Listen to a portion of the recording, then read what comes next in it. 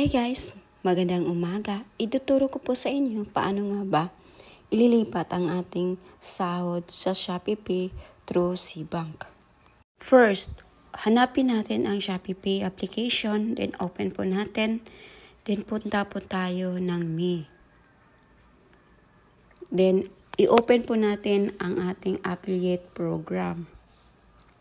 Then after this, pupunta po tayo sa conversion. I-check mo muna natin kung may kita ba tayo ngayong araw at magkano mga kaprobinsyana.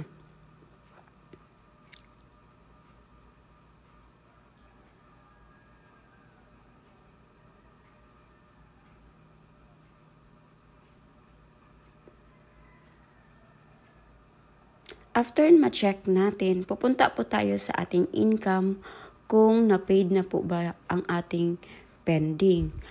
Nakikita nyo po yung green is paid na po. Ang ibig sabihin po niyan is pumasok na po ang ating sahod.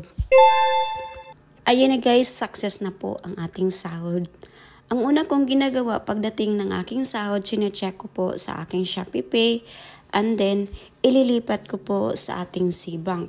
Kasi pag ililipot po natin sa ating Cbank is pwede natin ipapasa doon sa ating GCash o pag may bangko tayo.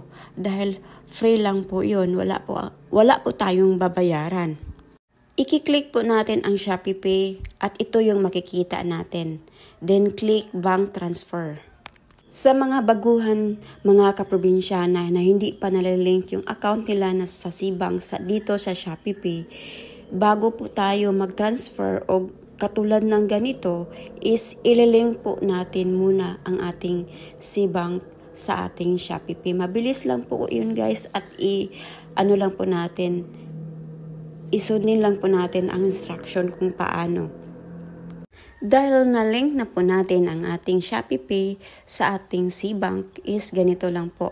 Once maklik na po natin ang ating bank, ito ang ating makikita. Then click ang ating name.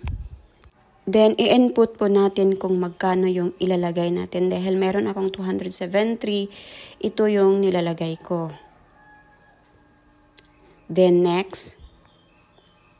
Then, after nyan, send money now. At para makapasok po tayo sa ating Cbank is kailangan po tayo may PIN sa ating Cbank. Ayan na guys, success na po ang ating pag-send through Shopee Pay to Cbank.